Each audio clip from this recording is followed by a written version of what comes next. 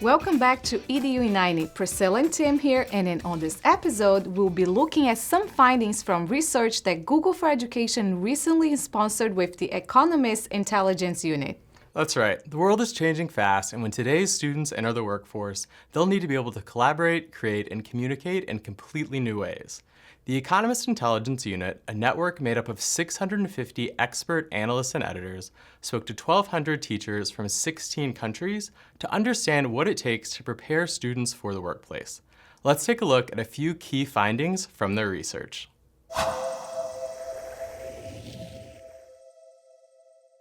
First up, the research identified that soft skills are important. These are things like communication, creativity, collaboration, critical thinking, and problem solving. In fact, 79% of educators surveyed said that soft skills need to be developed alongside foundational literacies. And surveyed educators most frequently named the following 4 teaching strategies as very important or most effective in developing the skills needed for today's workplace: active learning, project-based learning, cognitive activation, and personalized learning. The research also uncovered that technology best supports teaching strategies that promote interaction, engagement, and communication. Of surveyed educators, 82% agree that technology is a valuable tool in preparing students for the modern workplace, especially when it's used to support the top teaching strategies mentioned above. Specifically, 77% of educators agree that kids can be more engaged in lessons that involve technology, and 75% say that it often makes learning a more collaborative experience. Next, teaching autonomy matters a lot. There are strong ties between teacher autonomy and school readiness to teach both foundational literacies and soft skills.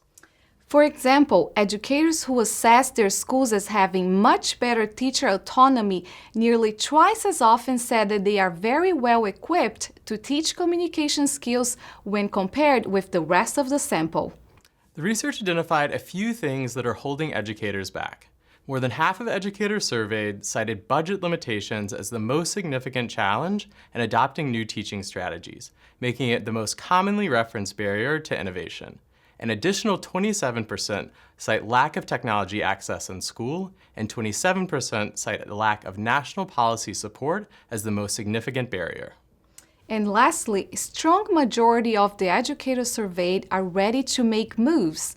85% favor at least some action on adopting new teaching strategies, while 83% favor action toward adopting new technology.